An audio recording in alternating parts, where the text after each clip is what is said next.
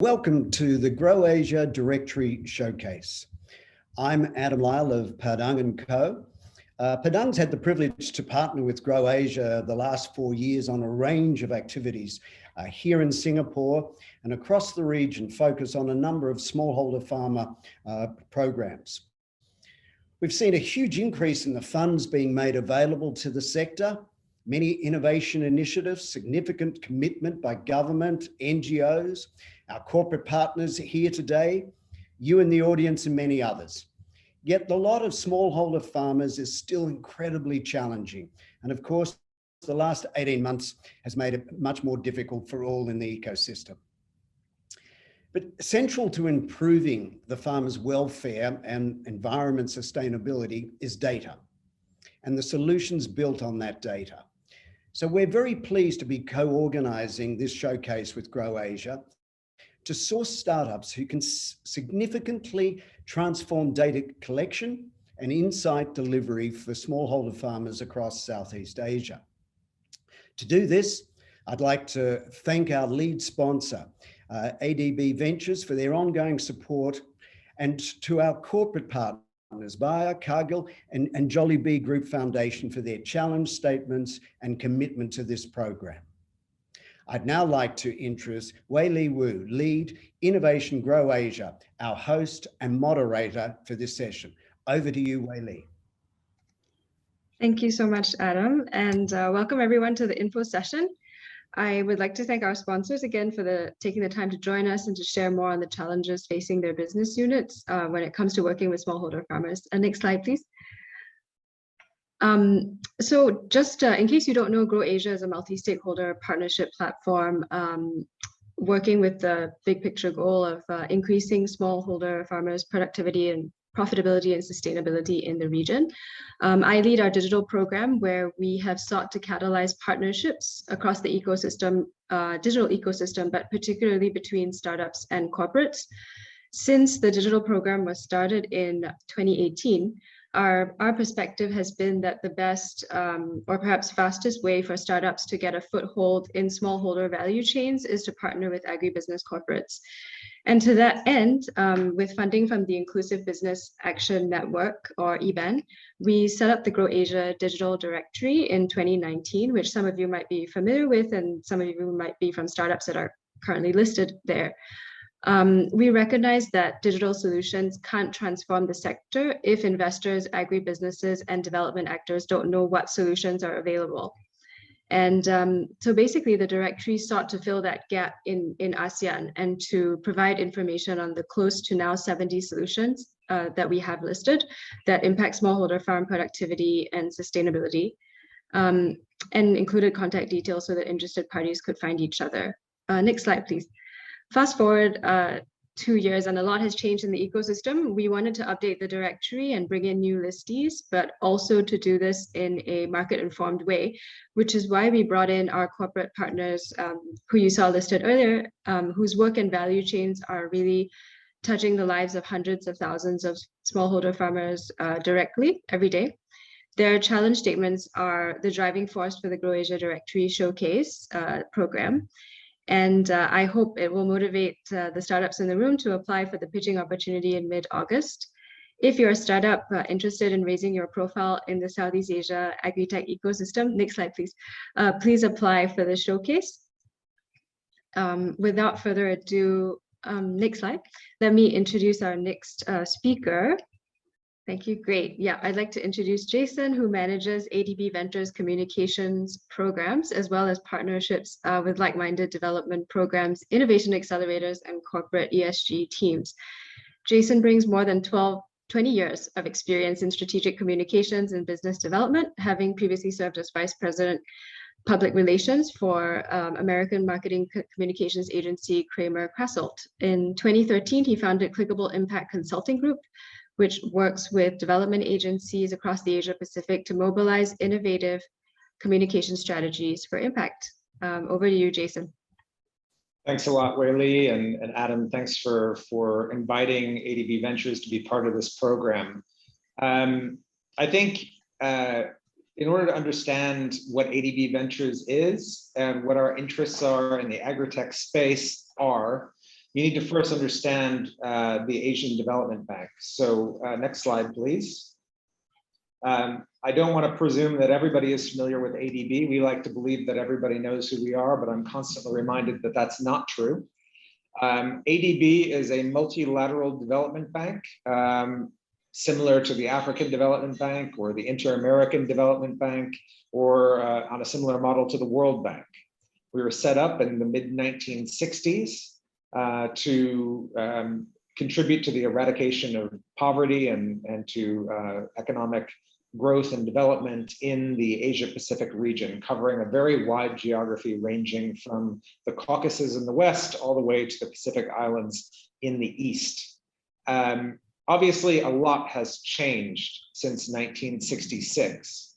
Over that time, 1 billion people have been lifted out of poverty in the Asia-Pacific region, and it's gone from a region that housed the preponderance of the world's poor to being one of the most economically dynamic and vibrant regions on Earth, and containing many of the world's fastest growing economies.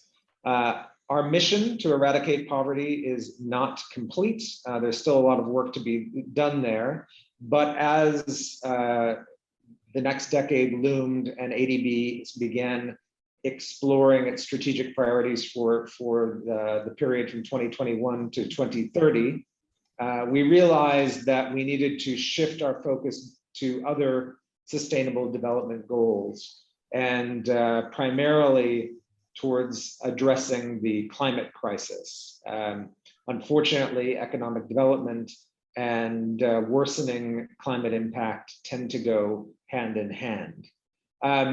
So you'll see if you look up ADB's Strategy 2030, you'll notice that there are a range of new programs in place, including a fair amount of private sector lending and big ticket investment that are going towards climate. However, and if we can go to the next slide, we also realize, and by the way, if you've read Bill Gates's new book on climate, he talks a lot about this. A lot of the action in addressing the climate crisis is in the early stage technology space. Startups. There are a lot of startups. If we're not talking about agriculture and we're talking about buildings, for example, we have solar and renewable technologies, we have energy efficiency technologies, we have new materials.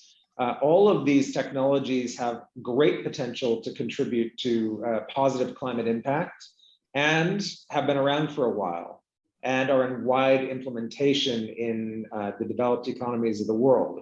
However, we're seeing those technologies penetrate more slowly in many of the emerging economies of Asia and the Pacific. And there's really a couple of reasons why that's true. One is simply market expansion risk. Some of these countries are, some of these technologies have been developed, let's say, in North America or in Europe, where the founders have a choice. If they want to expand into emerging economies, why not choose one that's in a more similar time zone, that is geographically closer, where there are more historical and cultural similarities, rather than tackling more difficult, more fragmented markets, and in many cases, much smaller markets in Asia and the Pacific. So that's one reason why these technologies have not taken hold as quickly in this region. And the other is financial risk. And this is really true globally. A relatively small percentage of venture capital, globally speaking, goes towards clean technologies. In fact, only 1% of VC deals in 2019 in the Asia Pacific went towards agritech, which is what we're talking about today. Next slide, please. So very recently, ADB, the Asian Development Bank, set up Adb Ventures with the mission of catalyzing $1 billion of risk capital towards the Sustainable Development Goals, starting with climate impact in the Asia Pacific by investing in startup companies. And we're doing that in a couple of ways initially. We're making equity investments in startups between seed and Series A. that have potential to have climate impact in our region. And we also have convertible grants up to $200,000 that we're able to make in similar companies, perhaps a little bit earlier, more towards the seed stage. Our equity fund is a $60 million fund, which means that we can't make a lot of investments, but it's a start. We're still in phase one of our Adb Ventures program. We're already raising a debt fund, a $100 to $150 million debt fund that we expect to have online next year. So we're well on our way towards meeting these targets. Next slide, please. As mentioned before, we are primarily focused on climate impact, although we invest with a gender lens across our entire portfolio. So we are looking at technologies that directly contribute to positive outcomes for women, as well as companies that have women in ownership and women in management.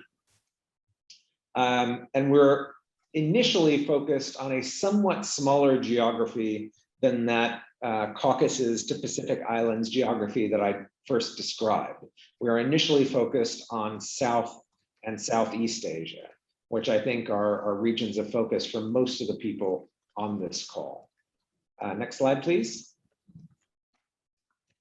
Now, we're investing in 4 verticals for these impacts.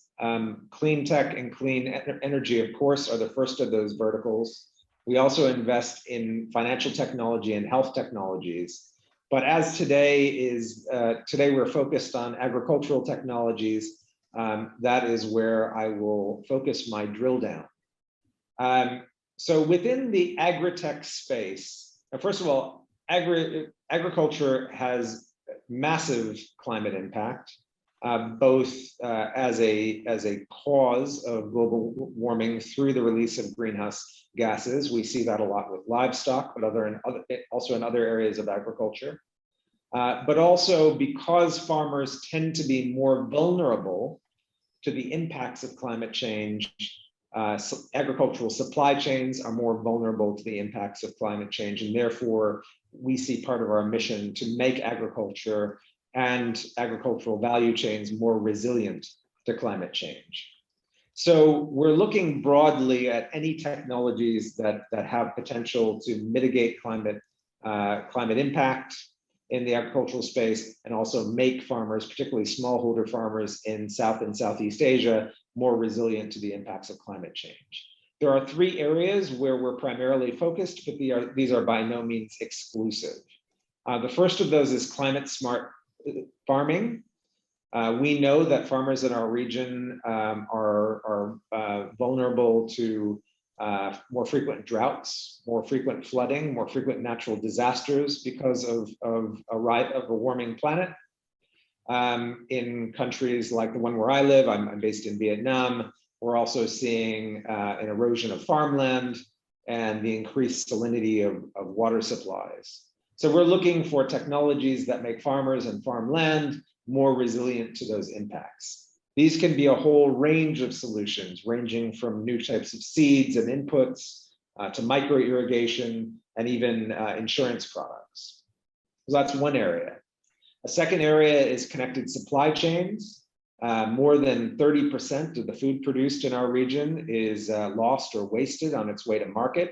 We'd like to reduce that percentage through logistics technologies that keep food fresh longer, that reduce the time between when the crop is harvested and when it gets to market, so that those foods arrive fresher and with less spoilage, and are able to find additional markets beyond their traditional markets.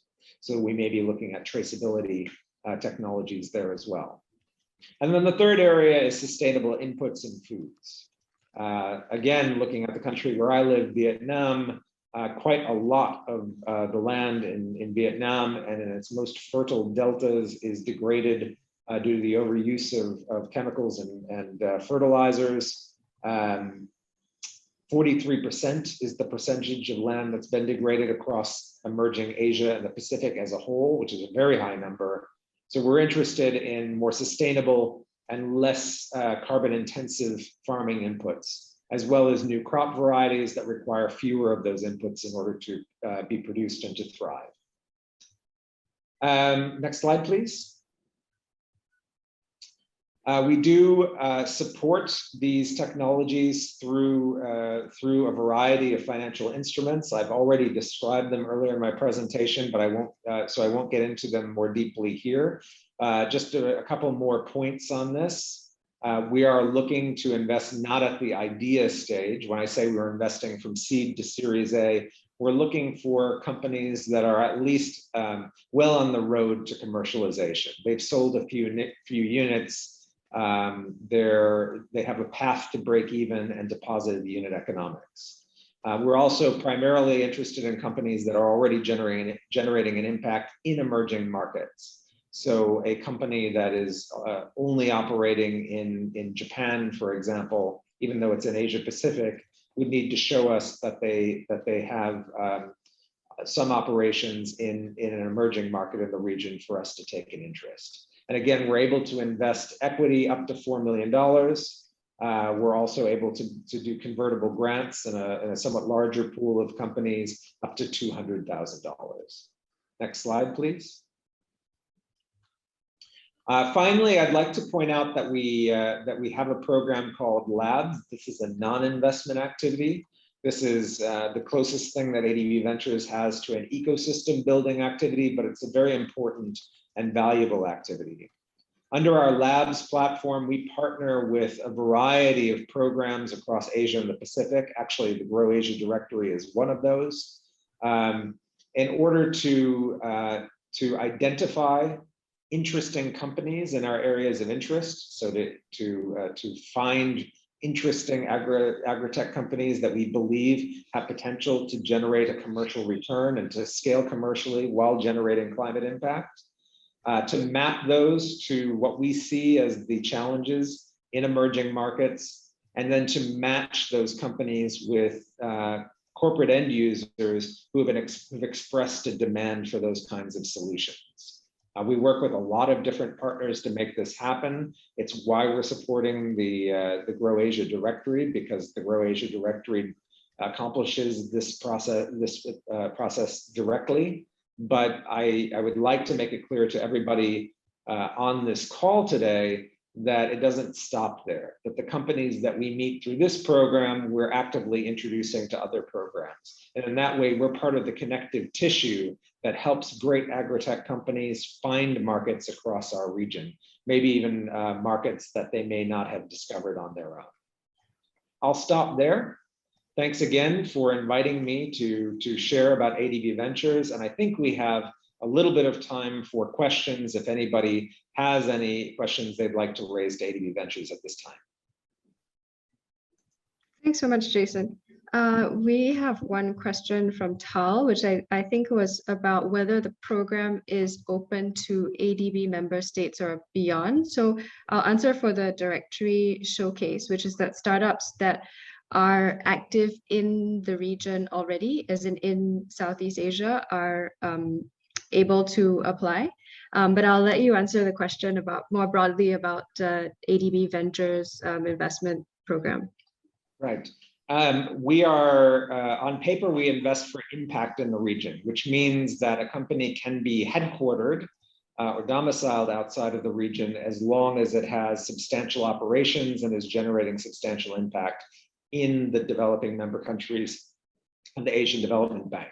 So our third equity investment was actually in a US domiciled company that happens to be doing a lot in Mongolia and the Pacific Islands. So it's possible that a company outside the region could be invested in by ADB Ventures. I should say, though, that we certainly have a bias towards companies from the region. If there are two companies that we hold in equal esteem, one is based in India, for example, and the other one is based in Germany, we would probably opt to invest in the company from India. Thanks so much, Jason. And I think I'll move on to the next presenter for now, but please feel free to continue typing your questions to Jason if you like, and we can also post them later. So I'd like to introduce Michael Schlossky, Head of Digital Business Development APAC at Bayer Crop Science. Michael has been working with Bayer for 9 years in consulting and strategy roles with a focus on digital transformation and new business models. He currently serves as head of digital business development for APAC, based in Singapore, taking care of the portfolio of internal digital ideas and external partnerships in the digital space. Over to you, Michael. Thank you very much, Wei Li, and a warm welcome to everybody from the buyer side. It's great to be part of this showcase. And in my briefing, what I wanted to do is give you a glimpse on what Buyer does, why smallholder digitalization is important to us, and give you a little bit of context to the challenge statement that we've submitted. Can you go to the next slide? And the one after that. Yeah, so Buyer is a global leader in crop protection, seeds and traits, and digital technologies for agriculture. And we aim to combine those three dimensions to really provide tailored solutions to farmers, to really help them in an individual way manage their farm, take all of the different decisions they have to take during the growing cycle, and improve their productivity. And ultimately, our vision is to reach 100 million smallholder farmers by 2030, to reach them with our tailored solutions, with our partnership network, and really help them to improve their livelihood and other goals that there are also here in the UN Sustainable Development Goals. If you move to the next one, digital is a key enabler to improving productivity of smallholder farmers and reaching those 100 million. So specifically for digital and for smallholders, we've come to realize that we cannot just focus on agri inputs in a narrow sense, but we have to really look at the value chain in a holistic way. And that really starts from helping farmers get access to inputs, also being able to afford these inputs with financing, for example, providing them agronomic know-how and advice on how to best utilize those inputs, being able to apply the inputs on conditions of labor shortage. So, for example, providing mechanization solutions, doing all of that, of course, in a sustainable way to minimize the environmental impact, or even create additional value through sustainability and carbon. And last but not least, also helping to access markets to get a better price for their produce, improve their income, and to really get this virtuous cycle going of productivity increase and livelihood increase. Next slide, please. So in order to solve for these challenges that I just described, last year we've created a corporate venturing team that has already 5 ventures that we're driving across Asia. In India, for example, we're working on digital advisory and market linkages. You probably heard of the FarmRise app. In Vietnam, we're building a spray booking platform. In China, we're working on improving the quality and traceability of fruits and vegetables, also through the food chain. And in Japan, we have 2 ventures, one on a drone-based prescriptive tailored solution, and one on helping to improve disease management in a greenhouse through an IoT solution, and helping to protect the fruits and vegetables grown there. Next slide, please. So this corporate venture team that we've built is really based on agile principles and following the philosophy of design thinking and lean startup. So we've created these empowered squads within Bayer that really move these ventures forward with an entrepreneurial spirit. And we have a lot of digital talents in these teams, ranging from UX UI to growth hacking to data science. And because this is a growing area in Bayer, we're always looking for new talents from a variety of backgrounds, but also, of course, to startups and other partners to collaborate with us in that ecosystem. Okay, so if we move to the next slide, let's look a little bit into how we approach digital farming at Bayer. And the starting point is leveraging data from a variety of sources, from information that we have on our input products, to data that farmers provide to us, to remote sensing data from satellites, from drones, from IoT sensors, for example, and then use data science to develop algorithms and models, for example, to diagnose weeds in the field, to predict diseases or pest infestations, and also to prescribe how, when, and how much of the products to use on the fields. And we deliver all of these insights through apps, for example, to our pharma customers, to the ecosystem, or even more directly by, for example, teaming up with service providers and or mechanization partners and providing already a solution in form, for example, of a drone spray, right? So as you can see here, the starting point on the left side is really the data. So it's really fundamental to have comprehensive and reliable data to be able to develop these models and to deliver the solutions to the growers. Okay, next slide, please. So we believe that data collection is one of the key obstacles in smallholder digitalization and the associated last 1 mile delivery, and the factors I'm sure you are aware of: developing digital infrastructure, smartphone penetration, mechanization, adoption of digital solutions. So the question and the challenge to you guys is really, how do we incentivize farmer data collection? How do we make it easy for farmers to provide data by, for example, automating it to some extent? And also, how do we leverage the touch points that farmers already have in the analog world to get access to data?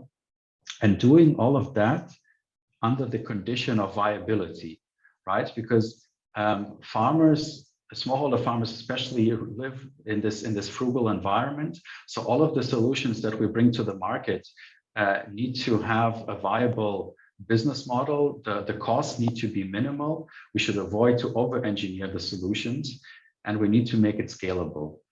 So this is really the challenge that we give to you. Next slide, please.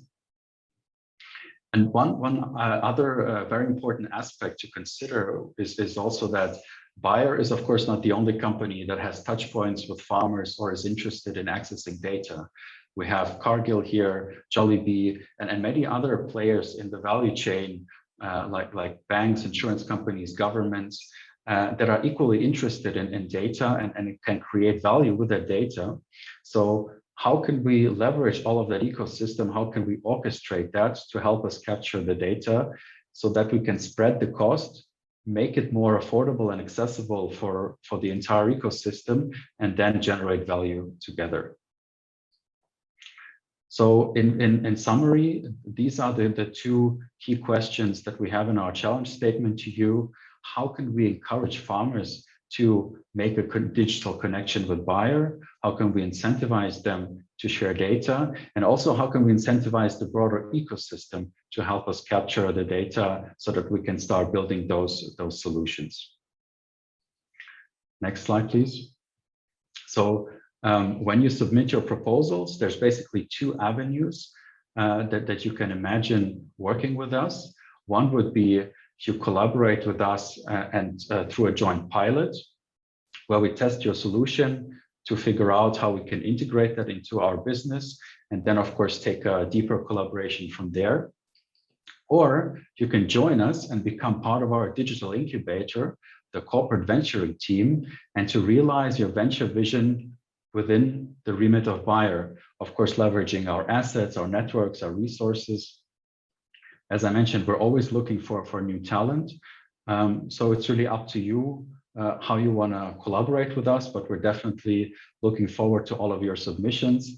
So thank you very much for listening, and look forward to working with you. Thanks, Michael. And thank you for sharing about Bayer's ambitious goals. 100 million is not a small number, and I look forward to asking you some questions on that later on. Let me introduce our next speaker, Lawrence Wong, who's Director of Digital Strategy Development at Cargill. Lawrence currently leads Cargill Digital Labs and the Digital Experience Office. with a mission to prepare Cargill for a digital future and enabling the digital now. Lawrence has spent his career in a wide range of technology leadership roles at companies such as IBM, Accenture, Target, and Medtronic, and has worked across verticals including retail, financial services, medical devices, and food and ag. And I also want to let everyone know that Lawrence is calling in from the US, where it's pretty late this evening. So we just want to send my appreciation for joining us today. Over to you, Lawrence. Thank you. Thanks for that introduction. And it's pretty early or pretty late, depending on your point of view. So, and you can advance to the slide. I actually only have one slide, and this is somewhat intentional. We want to be thoughtful about where Cargill's interests are, and leave a little bit of room for imagination for you as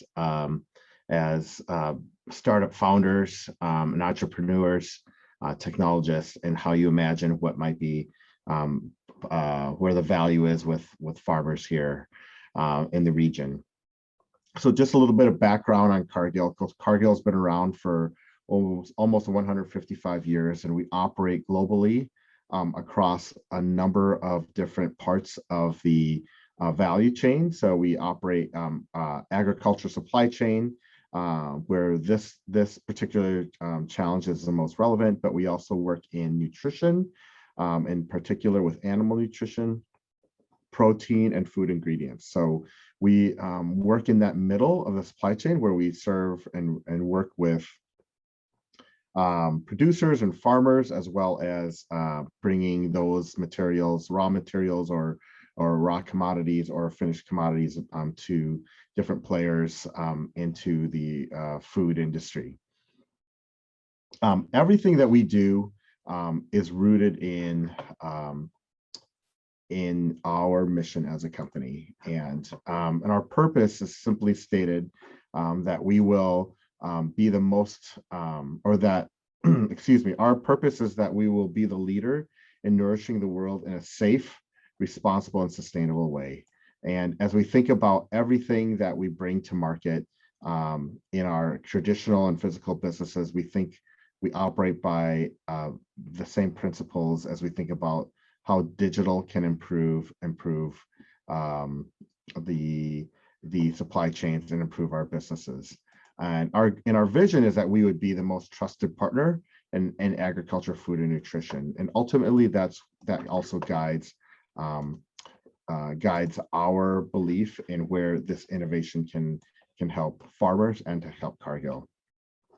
So the first principle that as you look at the challenge, so from our other sponsors, our interests are very similar. We are interested in the technology and the business models that we can bring to farmers. But ultimately, there's a couple of things that I think we are really interested in. And these are things that we're also working on internally at Cargill. And so we have invested a lot of time and energy over the last few years through my team with Cargill Digital Labs. And how do we innovate and transform our businesses and our supply chains, and applying technology to those parts of our business that both benefit us in our operations, but also can help benefit our customers. But a really important principle that we believe in is going to be important in meeting the challenges of feeding 9 billion people by 2050 is that we need open standards and open source that can increase efficiency for everyone across the supply chain and the industry. So that is one thing that we'll be really interested and keen to hear, and believe that will drive greater adoption as well as collaboration across multiple players in the supply chain, and that's exactly where we play. So we believe that startups can play a really important role in this. We are working on lots of innovation internally. We've even launched our own internal accelerator to help launch digital startups from within Cargill. But we know that even if we are wildly successful with transforming ourselves internally, we need you innovators out in the wild, so to speak, to bring new technology and business models to us more rapidly and nimbly. We have some signature programs that where we believe this contribution to the startup communities is really important. We partner with Techstars, who is a global leader in helping startups be successful in a program called Farm to Fork. And so we've sponsored 30 different startups that come through that program to help accelerate the new businesses that they are launching. And not all of them are directly impacting Cargill, which is totally okay, because we believe that the whole ecosystem needs innovation. And we have a newly emerging venture group that it does not report to me, but that is interested in emerging technology and business models. And one of their key pillars that they're interested in is in novel farming systems. And that is what's where this applies today. So as you think about the challenges with smallshare farmers, smallhold farmers, and the challenges they face, ultimately, we believe we need to ask this following question: are we improving farmer livelihoods or are we not? And are we making their lives easier? So even as we all have experienced a digital transformation in our day-to-day, how we can consume data and news and how we interact with one another, we know that there's technology that does not make our life easier. It actually makes things more complicated. Take away even the cost and expense of that technology. Does this actually make things better? I mean, these are farmers who they have families in addition to their small businesses that they're running. And if the technology becomes so complicated and oppressive, it does not help them and make their lives better. So I think that is a really important principle that we are interested in as well. But the second thing that we are interested in is making sure, or that we should consider, not only, but it's how do we help drive sustainability outcomes? We operate with a number of in different kinds of crops, and in places like the US and Brazil, where they're very large corporate farms, we know that there's really big impact, but we want to bring those sustainability solutions also to the small and medium farmers as well. And how do we help them achieve taking care of their earth? It not only helps the overall climate of the overall globe, but also it helps them to continue to get yield out of their land that they have. So as you think about solutions, whether it's across remote sensing or smart farm robotics, this is a challenge that we've articulated on the screen here, and they need to have these attributes, right? They need to be cost effective, and it needs to be novel, and the application of it needs to be novel. We know that there's lots of technology out there, and we know that it can work. So just because it can work doesn't mean the use of it is novel or that the data is novel. And so that's where we're really interested in. And again, it needs to benefit the farmer first and foremost. So some attributes that you might want to think about as you bring your solutions to bear.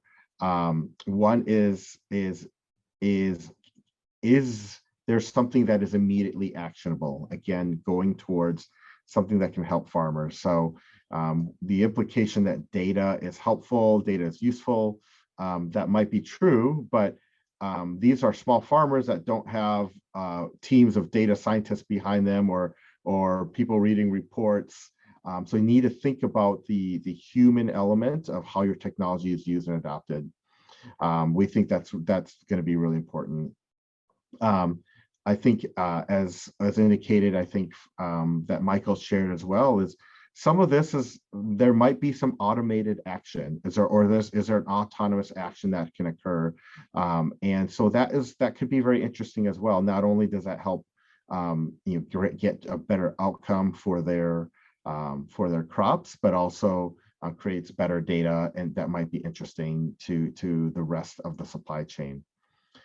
Another potential attribute to think about your solutions is, can it be predictive? And knowing the continuing wide swings of our climate, maybe this is an impossible task, but I think, is there something about your solution that can help farmers anticipate or predict what may happen? How does it help them make better decisions?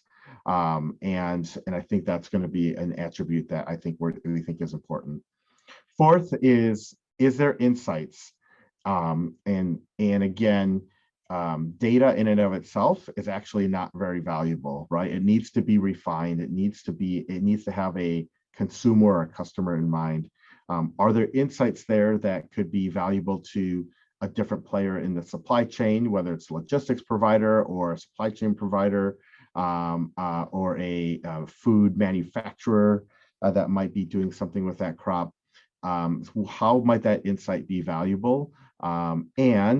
And then how can you be creative with that business model? If the insight beneficiary is not the farmer, how will that insight still create value and benefit for that farmer? So again, thinking about a little bit broader on how you can impact the ecosystem. And then that's the last point, is it's absolutely around business model, and asking farmers to subscribe and charge them for things may not be the right business model or your economic engine. And so not only are we looking for great technology solutions, but also creative approaches to a business model, and where the different players in the ecosystem might be able to contribute to the livelihoods of these farmers as well. So in conclusion, I'm excited to hear and see where this challenge might lead you, and the partnerships that may arise from it. We are working on solutions in the region for small farmers, and we believe that we can have an impact in helping them to make this a viable business for them and their families, and then help them contribute to their own livelihoods. So thank you. Thanks so much, Lawrence. And we'll come back to you with some questions later. Can I introduce Joanna? Thanks. Joanna Lao is the Senior Program Manager of Jollibee Group Foundation, the social responsibility arm of Jollibee Foods Corporation, one of the fastest growing food companies in Asia. She manages the Farmer Entrepreneurship Program, which aims to help smallholder farmers improve their income by linking them to institutional buyers like Jollibee Foods Corporation. Over to you, Joanna. Thanks, Whaley. Good afternoon, everyone, and thank you for attending this info session for the Grow Asia Directory Showcase. We're excited to be part of this initiative and to work with you in finding digital solutions for farmer entrepreneurs. So first, an introduction to our organization. Jollibee Group Foundation, or JGF, is the social responsibility arm of Jollibee Foods Corporation, or JFC, one of the largest food companies in Asia. Jollibee is a much beloved brand in the Philippines, as you may have heard. But the company's brands also extend to the United States, China, the Middle East, and other countries worldwide. As the foundation of a food company, we focus on helping Filipino families have access to food. That's why we wanted to help those who produce the food, who are farmers like Lando Pega. Lando has worked in many places. He was a laborer, a grocery shop helper, even a jeepney conductor. But he never dreamt of becoming a farmer. That's because in the Philippines, the smallholder farmers are among the poorest. As many of you know, in a typical agriculture value chain, farmers are on one end producing the goods. The products go through many layers before they reach the end consumers. The farmers capture very little of the added value. That's why Jollibee Group Foundation established the Farmer Entrepreneurship Program to help expand the farmers' market options so that they can directly supply Jollibee, other restaurants, hotels, supermarkets, and other institutional buyers. The foundation works with a host of partners all over the Philippines. to help farmers like Lando supply directly to Jollibee's group of restaurants. I think we have to click to the next part. There. Since 2009, the farmers from 17 groups have made more than $15 million in total sales. So they deliver assorted vegetables to the various restaurants. And a set of interventions made this possible. Since Lando and his fellow farmers own small plots of land, they were trained to organize themselves into clusters so that they could consolidate their harvest and deliver enough volume that will meet the minimum requirement of the company while making it economically viable for the farmers given the logistics cost. They are guided and supported by Ahon sa Ihirap Inc. or ASHI, a microfinance NGO trained by Jollibee Group Foundation, which also provides them with loans for capital. We have learned that for farmer to sustain his participation in an inclusive supply chain, a system of support is needed from local institutions like ASHI. Among the requirements to sustain his deliveries, Lando needs to maintain his food safety certification, have enough financing for every cropping season, and ensure that his business is making a profit. So to do this, he needs to keep meticulous records, which can be very challenging for farmers who never used to keep track of them before.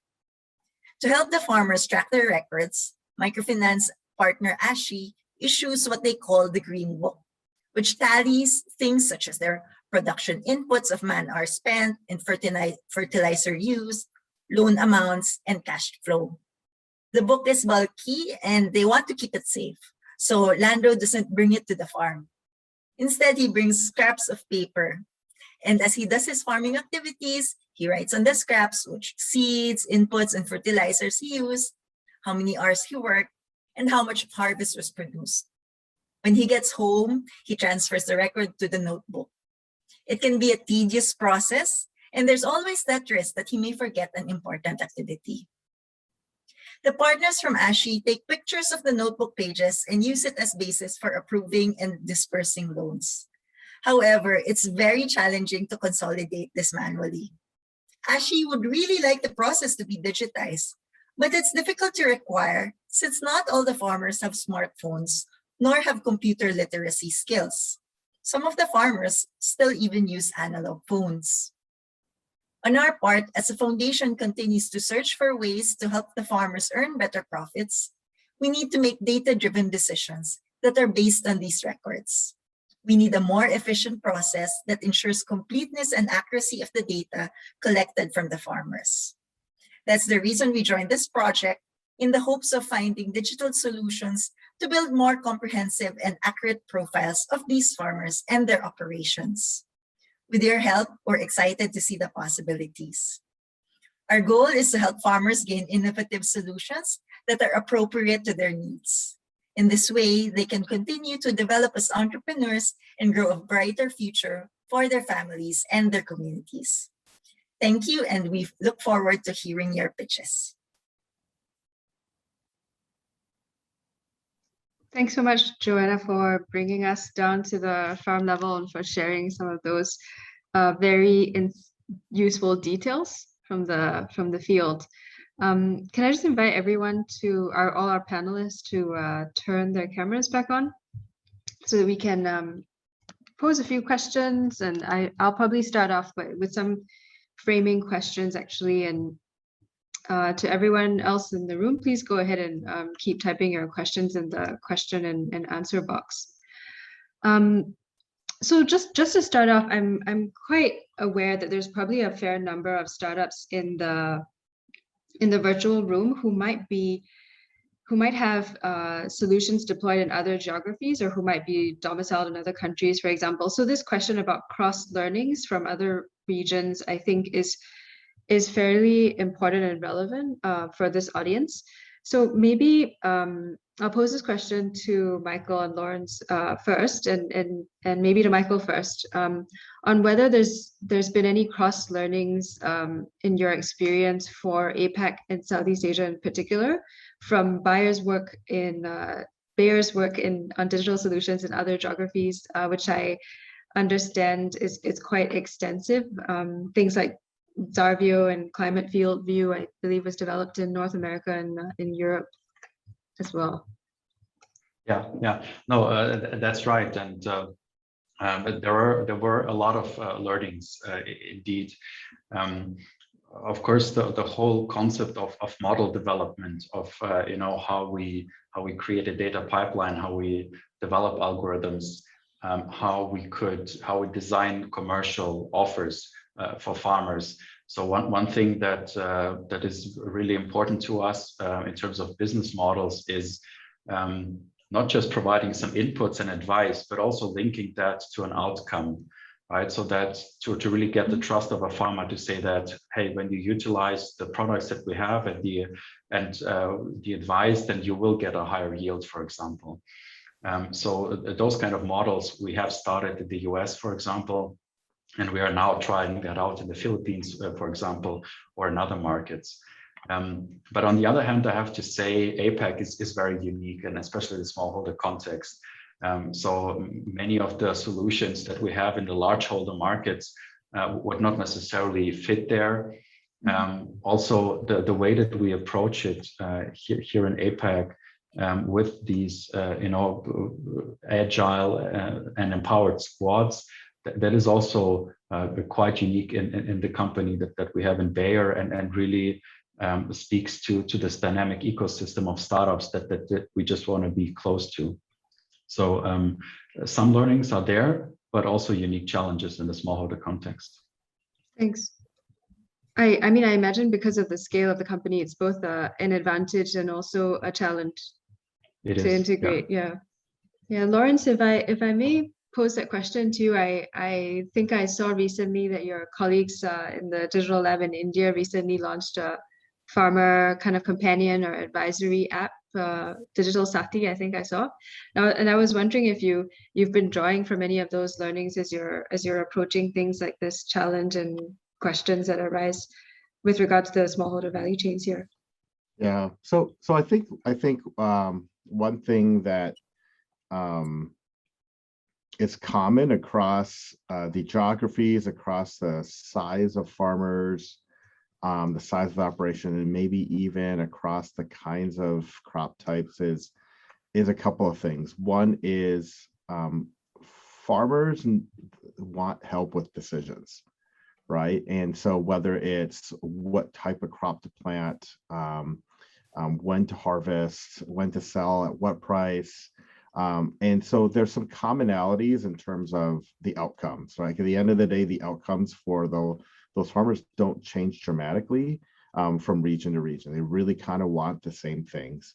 However, context is totally different everywhere. So that can range from the technology context to the business models that are available. And I think what we try not to do is assume the experience that with a solution, or the experience that in a different region is going to be exactly the same. And I think that's where, to be quite honest, I think we're still learning and trying to figure that out. Even internally with our own business systems, we still have that challenge. And so, but that ranges from the format of the users down to technology levels, right? Like how good is the 4G or 5G access? How accessible are smartphones, and even the most prominent OS, or the things that people use for day to day, right? Like you want to find that user context that makes things as easy as possible for those farmers. And so we've learned a lot that, what it takes to work with a customer or user in the United States, and it might be totally different than in India, which might be totally different than in China. So I think that's just one thing. So I think it's how we like to think about it is what are those outcomes? What do they want? And then we have to think and how we've learned then we need to evolve and be adaptable on the actual experience. Thanks. Yeah, I think that's a theme that definitely comes up. I mean, even within ASEAN, we're talking about a very diverse population here. I mean, just within the region itself, right? Of course, and then when you look at Asia Pacific, it's a whole other thing. So just to kind of follow up on this, I just wanted to ask again to you guys first, just on the offline online piece, because I've also heard some kind of corporate saying that it's really important for them, for startups that they're working with, to have an offline presence from the get-go, as in some kind of agent network on the ground. And I wanted to ask how important that would be for you when it comes to collaboration. I mean, especially because in this COVID period, I think that's been one of the main challenges for startups in the past, year or two, especially startups that might be expanding into or looking to expand into Southeast Asia from, say, India or Europe or Israel. So just wanted to get your thoughts on that. But Joanna, don't worry, I'm coming to you very shortly. Michael, maybe I'll go to you first. Sure, yeah. So I would say it's not necessarily important to have an agent network. Because we as Bayer, we do have a network of our own field officers, but also, of course, agents, agri-entrepreneurs. And ultimately, even if we don't utilize our own network, we can find other partners and service providers that can deliver that last mile execution. So as long as the startup has a great technology, we'll find a way to deliver to farmers together. That's very helpful to know. Thanks, Michael. Lawrence, not sure if you'd like to comment on that. Yeah, so I don't know that we have as much experience as Bayer does, so my answer may not be as definitive, but I think just in the few places that we've played, we do believe that that it's important to find trusted partners, because I think farmers are probably biased to those that they know and those relationships that they trust. So that could be totally different depending on where. And so we have the benefit as well of where we have our own networks, obviously in different countries, but then there's going to be some countries where our presence is light. So finding that right model and that partnership is we're finding it's going to be really important, especially when you start talking about things that are hardware deployments that require a physical presence and a supply chain and logistics and field services, right? Like those are things that that are gonna matter. Obviously, somebody like Bayer already has a very, very robust network on logistics, right? And so I think that makes sense as a relational starting point. But yeah, so I think it's understanding who's trusted by those farmers and is probably most important. Yeah, I think both of you have just highlighted the key in terms of partnerships and the importance of other partners to supporting the startup corporate collaboration. And that segues nicely to the question that I would like to pose to Joanna from the audience. Afifa has a question to Jollibee Foundation. I wonder how you are ensuring the smallholder farmer who supplies produce to your chain traceably is getting a fair financing product to keep their business growing inclusively, and if there's any strategic partnerships that can include them into, I think, conventional or more traditional forms of credit provided by banks. Okay, thanks for that question. So earlier, I showed a map of our sites. So these are our sites all over the Philippines, and each of the sites is actually anchored by a local partner. So it's a local institution. It can be, for example, local government, cooperative, even an NGO or financing institution.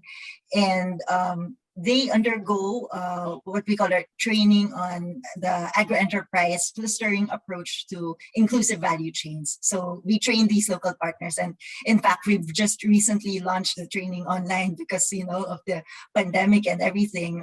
Things really have to migrate online. So and that's really the main way we ensure traceability, because these partners are really on the ground. They are the ones who work with the farmers every day, and they're very much connected. For traceability, there's also, I mentioned, food safety certification, which is required by the company of all agriculture suppliers to the company. And each farmer has their certification, and that helps to ensure the traceability. And in terms of financing, many of these local partners can be financing institutions. So they can be microfinance or rural banks or even cooperatives. So those are some of the ways that financing is currently incorporated into the program. Conventional credit, it would be a good addition, but then that also entails a different set of introduction to the farmers. But of course, we're always welcoming of other improvements that could help benefit and provide more capital for the farmers. Thanks, Joanna. If I can follow up to that, I think I'm not sure how aware the audience is, but I think the Farmer Entrepreneurship Program is fairly unique in terms of its longevity. I mean, it's been running since 2008, which is more than 10, almost 15 years now. And I understand that connecting farmers with financing has been part of the goal from the beginning. So I just wanted to ask you what are some of the biggest learnings that you've had over these past 10, 15, almost 15 years, and also why now in terms of digital, tapping into digital innovation? Okay, so basically one of our biggest learnings is really, and I think this was also touched on by our other speakers today, is that the farmers work and live in an ecosystem. So if there is a problem or a challenge, it may seem like that on the surface, but unless you understand the systems that they work in, then you wouldn't know what's really causing that problem. So for example, one of the common problems is that the farmers can't find markets or they can't access markets. But when you look deeper into the situation, you'll find that there are certain patterns and structures that have been set in place for many years, the way that the value chain has been set up and things like that, which is what prevents them, because they can't enter those structures, or they've not been trained or built to go into those structures. So that's what we try to work with our partners to help understand. And really working in that system is, and because definitely it's not something that a single institution can do alone. So we play our part.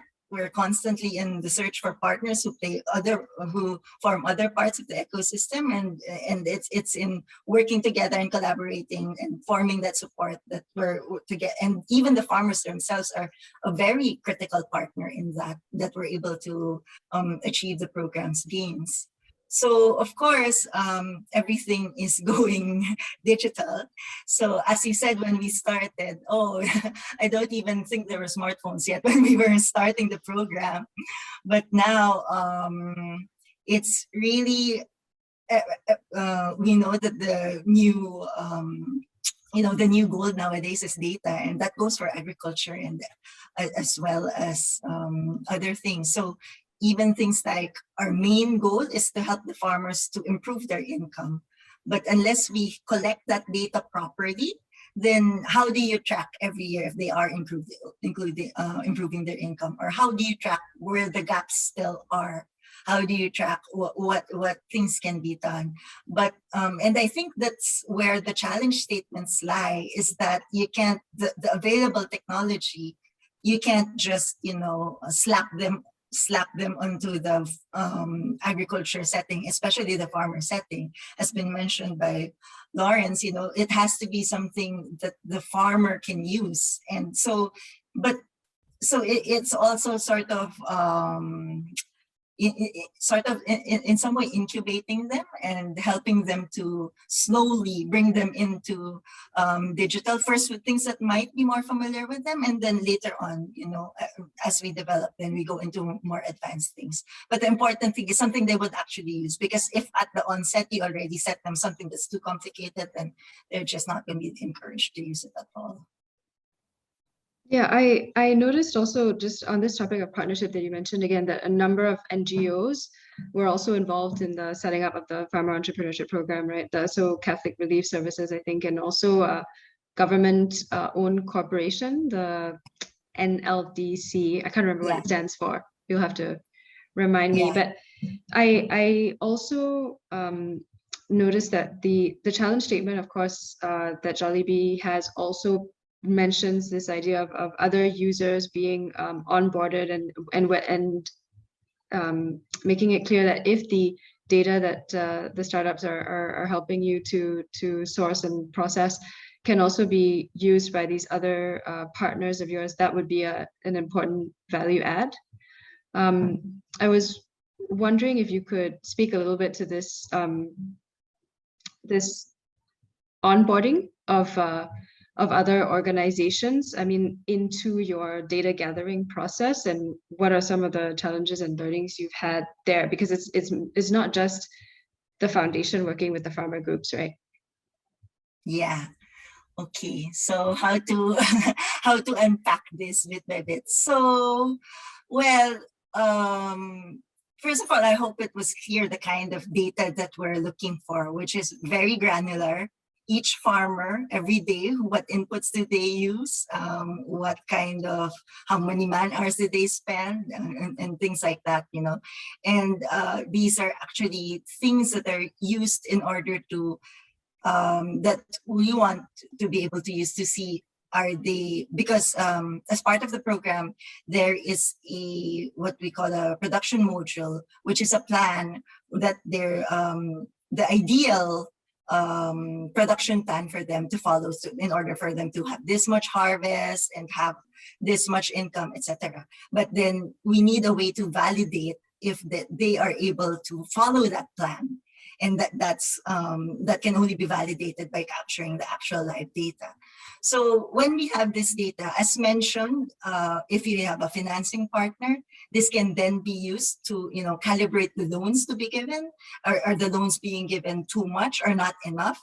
Is there, you know, is there a different area where the loans can be better used of? And then also in terms of possibly in terms of agricultural technologies, in terms of the improving the production. So for example, if the harvest is not as high as what was originally projected, or if there are farmers who are producing more than the other farmers, what is it that they did which enabled those kinds of results? So we are also always on the lookout for farmers who can help them improve these production technologies. So, you know, it's really, when you have that kind of data, it's really going to be so helpful for all the partners across who are looking to support the farmers to improve their results in terms of their farming enterprises. Thanks for sharing that. I think it gives more, even more granularity to your challenge statement.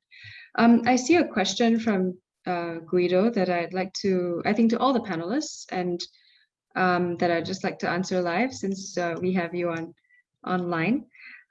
Maybe I'll just ask Lawrence the question first. It's quite broad. It's whether farmers applying crop diversification and rotation is important to, I guess, in whether it's a topic of particular interest or not.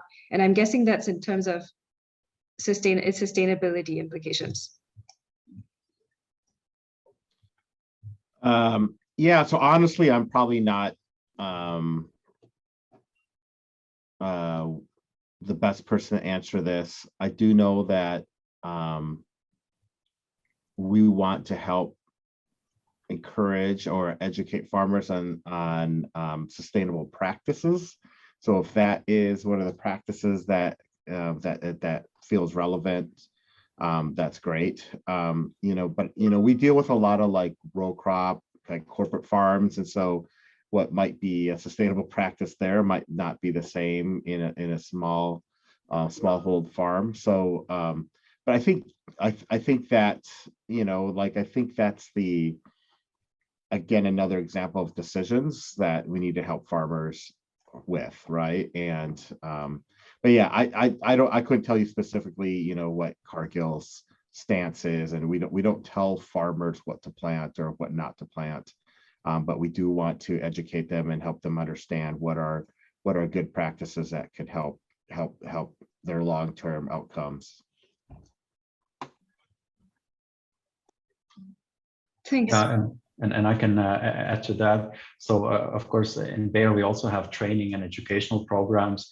But I think especially when we're talking about this digital or new business model area, then we need to look at the obstacles of crop rotations, right? Like why aren't farmers doing it? What's keeping them? Is it fear is of the unknown? Is it a risk perception? Is it a calculation that it won't be viable for me in the end? And finding models that can address these things, right? That can provide the advisory and the knowledge on how to grow the other crop, and especially also to make it to create value for several sides, right? So to, for example, utilize cover crops for carbon capture, and then bringing that into a business model, right, where farmers can get paid for these cover crops and getting incentivized. So for me, it's kind of knowledge on the one side, but also aligning incentives as well on the other side.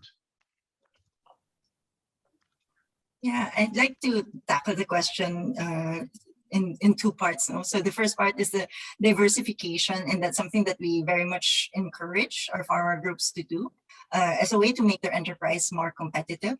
So there are different scenarios. Like for example, if they could start on a single crop that's high volume requirements, and once they've practiced that, they've been delivering it regularly, then diversification could be a way to grow their enterprise, to have additional income by adding a new crop.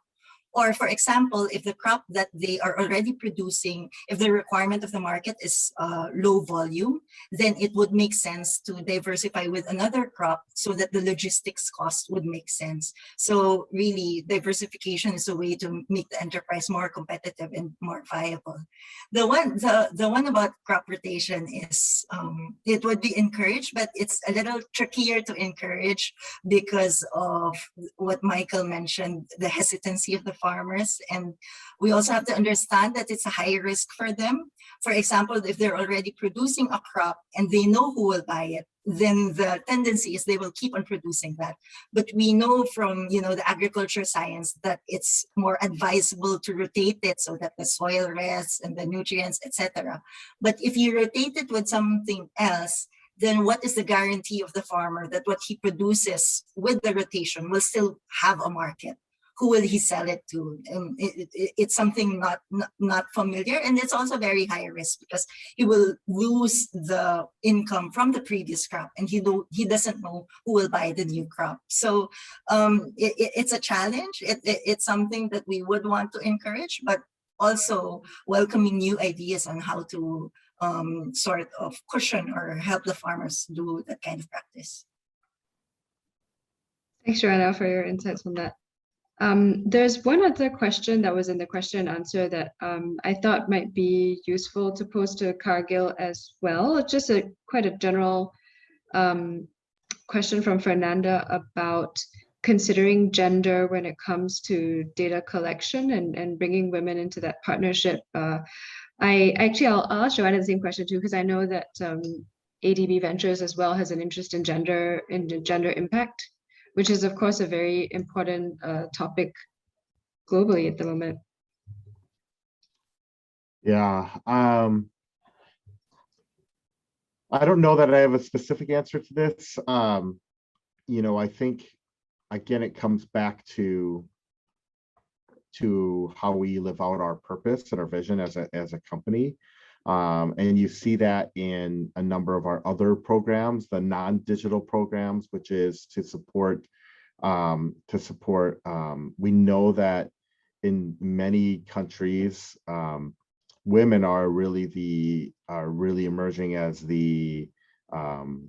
driving the agricultural sectors and the markets and running farms. And so we definitely believe that supporting them in all aspects of their operations. And so, yeah, I think that would be inclusive within digital. But I don't know, I don't know that we've specifically said is there a difference in how a female-run farm would adopt technology differently than a male-run farm. But I think I would just anchor to our principles where we believe that a big part of making our ag industry better is supporting women farmers. Absolutely, I don't think we can argue with that at all. Joanna, I'm not sure if you'd like to take this question as well. Well, just to add that this whole initiative that we're doing and striving to collect more data would hopefully, contribute to this. Because one thing that we've learned is that women sometimes play different roles in the agriculture enterprise. They might not be the ones in the whole, heavy tilling of land, things like that. So they might be more into marketing. So, it will be, the more data we have, and the better informed we are in seeing where women can play a greater role or might be more appropriate for them. Thanks, Joanna. So I think we're kind of reaching the end of the session. I just want to ask everyone just your last kind of piece of advice that you would give to a startup who is listening to this conversation, has read your challenge statements, is interested to partner with your company or organization in the region. What's the most important, your top piece of advice for them to get selected to pitch in August?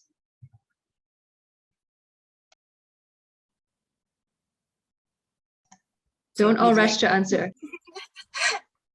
Yeah, so here's something that I'll say is, I know this is there's a lot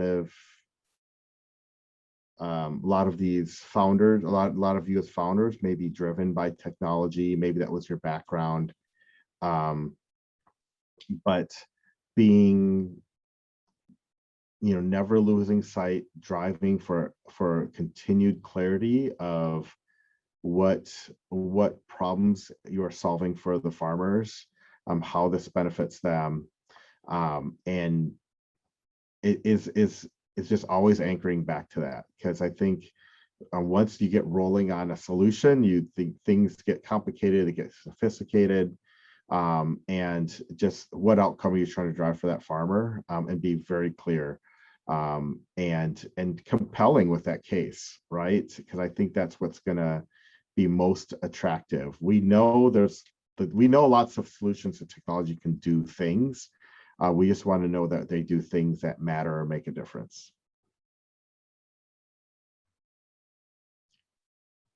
Yeah, my response would actually be closely related to that of Florence, which is try to look at it from the farmer's perspective. Try to imagine if you were the farmer, what technology would you use? What kind of technology would you be comfortable with, or how would you be incentivized to learn new technologies, if such?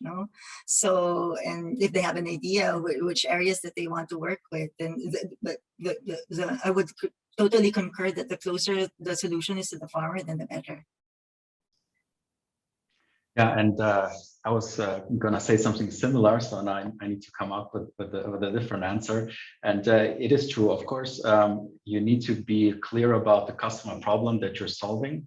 But at the same time, there might be a situation where the farmer doesn't know yet that this particular problem exists, or it's not as visible in the bigger picture, and the solution that you're proposing could link certain things or open up new avenues that make the farming practice more efficient and can improve their productivity, or just make life easier for farmers.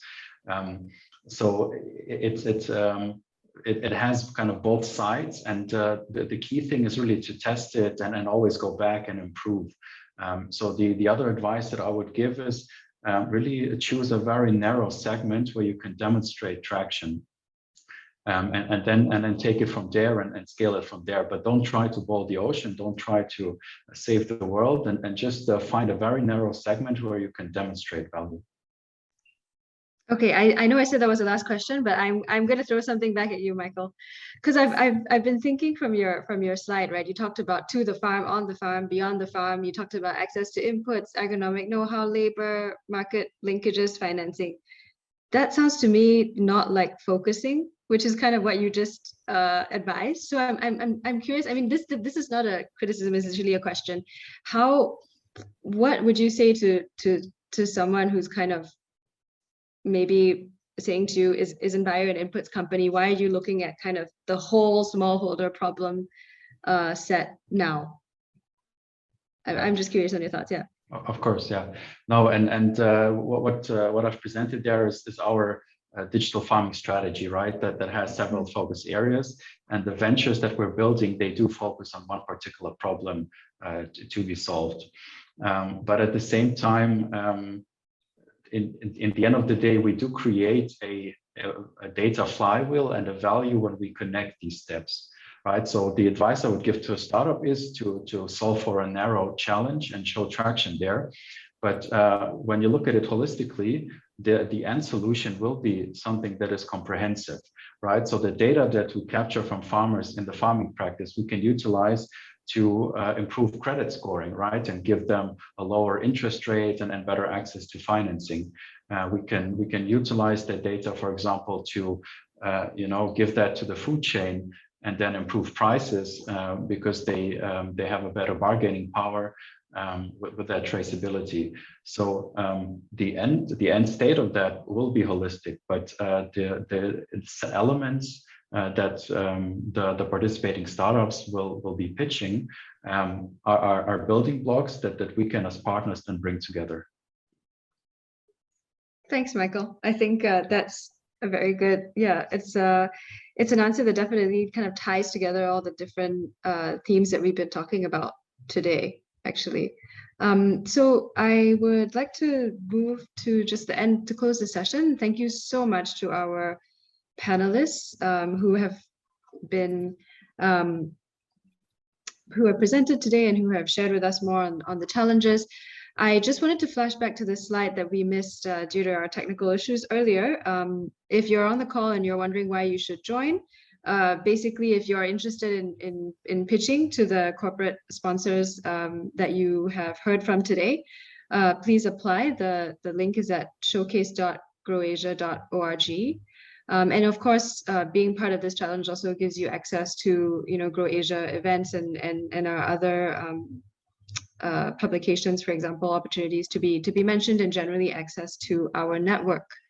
And on that note, I think I will draw the event to a close. Just can we go to the last slide really quickly? Applications close on the 21st of July. And pitching will be, I think, around the 11th of August or so. So please do get your applications in through the online portal in advance of that, if possible. And thank you so much for joining the info session today. And thanks again to our sponsors.